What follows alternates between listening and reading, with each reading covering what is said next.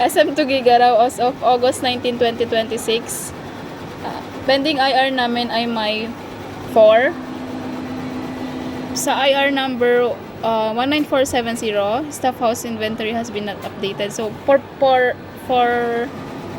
attach po ulit ako nito since wala na kaming zero na po yung staff house inventory po namin.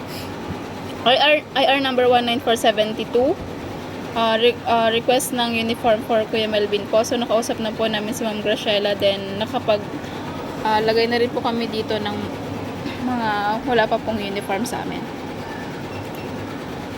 Sa my IR number 19468 po, interactive TV requires repair. So as per sa RON po is ipo-pull out po namin. Hindi na po kami gagamit dito. Waiting lang po kami dun sa tracking po. May schedule po dito sa Tugigaraw.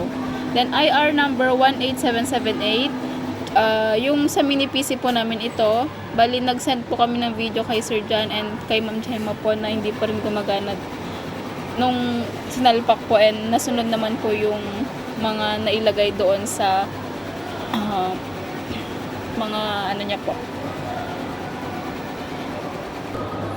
Binago po namin na visual ito pong jersey. So, mga bago po yung ilagay na po namin dito.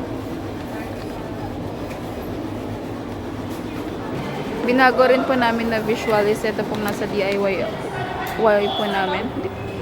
Bali po as per sa RON po, gagawin po lahat itong extra small. Ayan. So na-updated na rin po yung print po nito.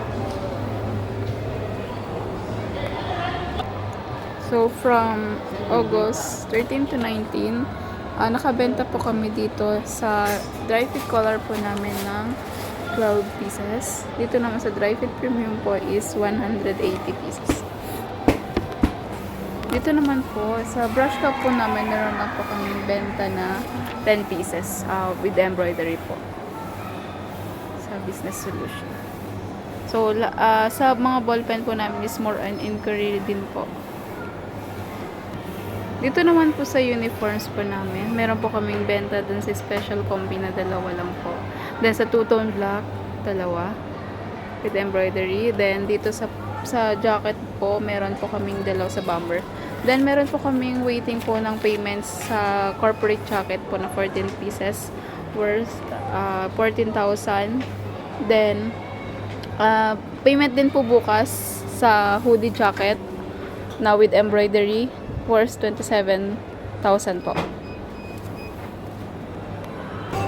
So this week po, ito pong sa sublimation part po namin ang hindi naging mabenta po. Dito naman po sa small glass tower po, ang may benta po kami dito sa giveaway na to, yung sa bali tatlong kinuha ng customer, yung sa mug, etong payong po na nylon, yung pouch, tago 100 pieces po.